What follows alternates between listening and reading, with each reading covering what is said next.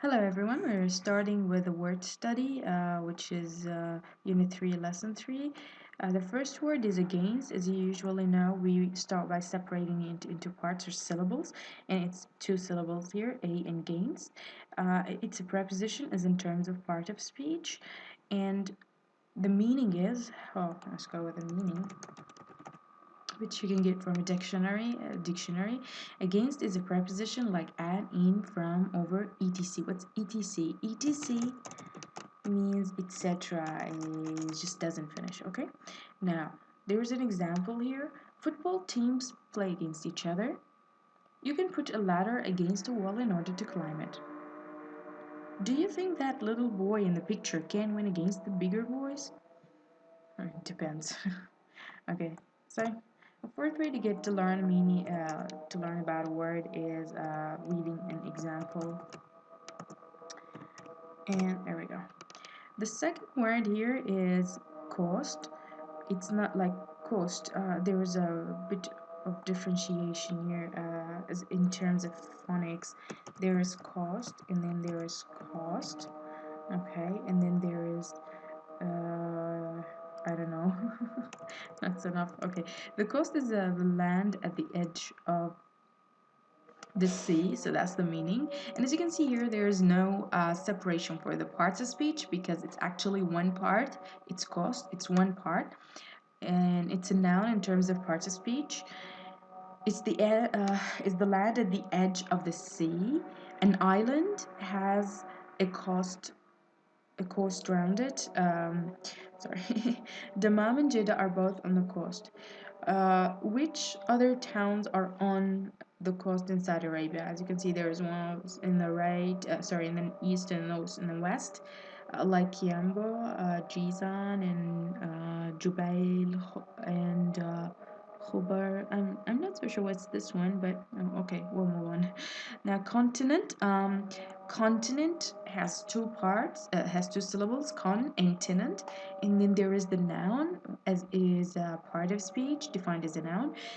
The meaning is a large area of land. It's just a large area of land. What do you mean by large area of land, Mr. Dictionary book, whatever? There are 7 continents in the world, so you can't just see a large area of land like next to your house and then you call it continent. No, a continent is just way more than large area of land. There are 7 continents in the world: Africa, Antarctica, Asia, Australia, Europe, Northern America, and Southern America. And then there is the Arctic. Say where each continent is on the map, as you can see here on the map.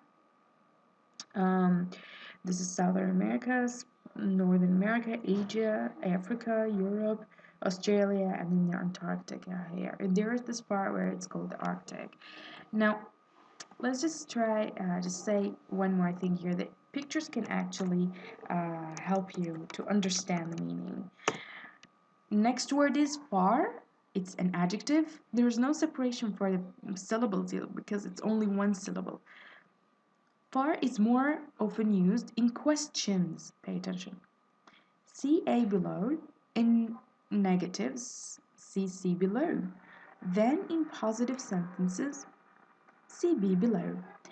So, C, B, A, whatever. Let's just look at it here and try to check what this means. How far is it from this town to that town? As you can see, there is a choice of using far here because it's a question. With B, it is a long way. So you don't actually use it in a description way, a descriptive manner. As you can say, it's a far way. No, it is far away. There is a difference is what you hear in it's far away. In there is far way. No, this one is wrong. You can say long way. Yes, this one is correct. Now, let's go move on with C. No, it isn't. It isn't far. You wouldn't say it isn't long. No, you'd say it is not far. See the difference? Note the comparative and supportive superlative forms. Yes, other comparative and superlative forms. You can say good, then better, and then their best. That works the same for far. You can say far, you can say further, and then you can say furthest. We're actually comparing one, we're just describing one thing here, comparing two things here, in comparing three or more with the third form is superlative. Now, so actually what can be helpful for you is to use other forms of the word, like superlative and comparative forms. 7. Ocean. Ocean has two syllables, one O and then shun, the other syllable, and then it's noun as part of speech. The meaning is a very large sea. Well, it's way beyond that. The biggest ocean in the Pacific is the Pacific, sorry. The one between Europe and America is the Atlantic. What's the one? Okay. The Arctic is in the far north. The Antarctic is in the far south.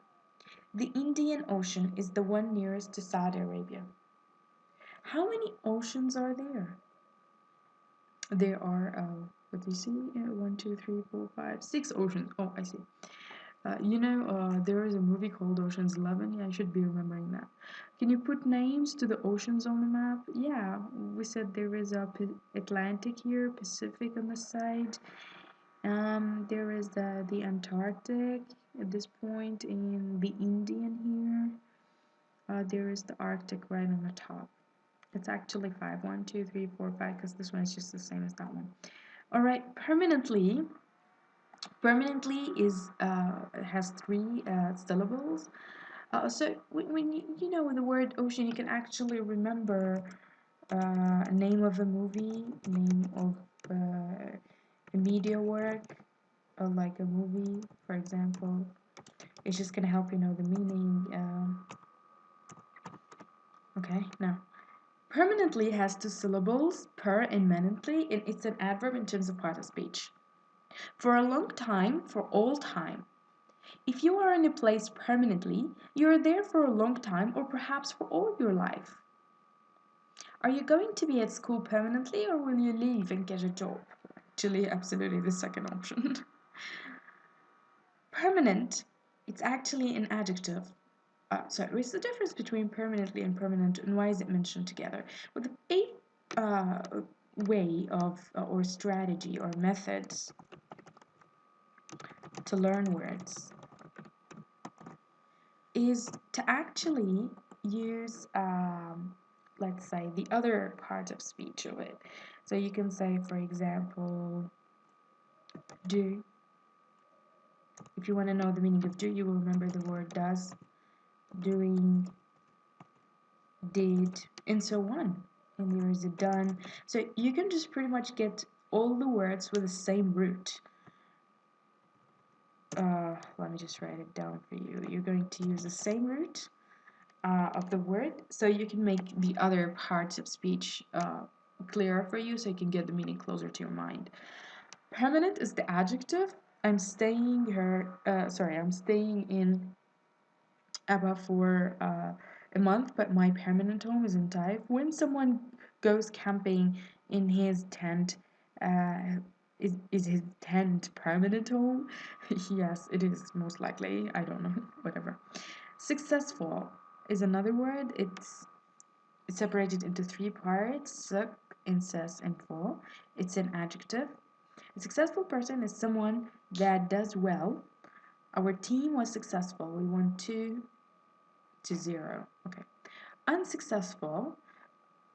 Oh yeah, we're trying to add here another way to actually learn. It's by adding prefixes and suffixes. What are prefixes and suffixes?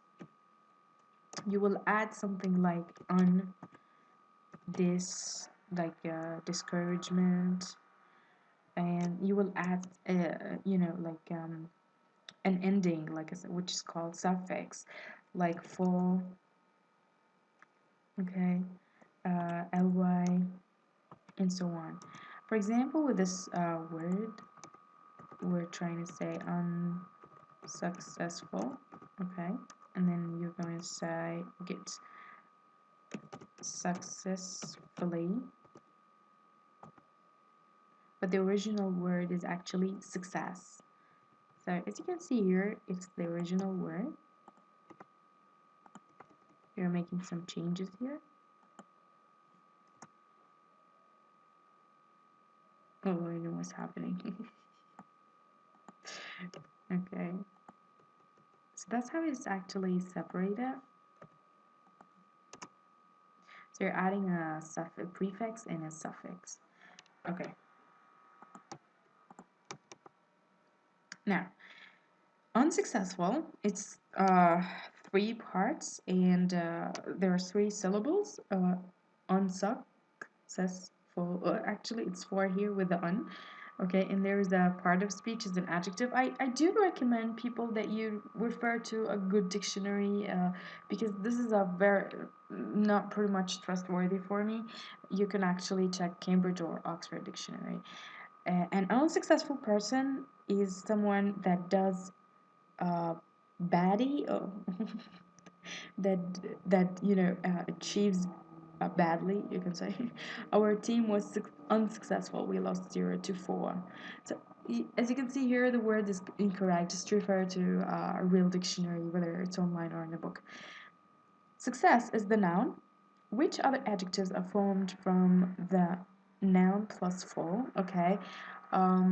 Meaningful,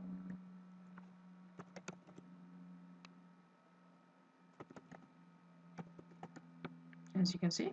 All right, thank you. We'll follow on with the next one. Sorry, next lesson. Bye.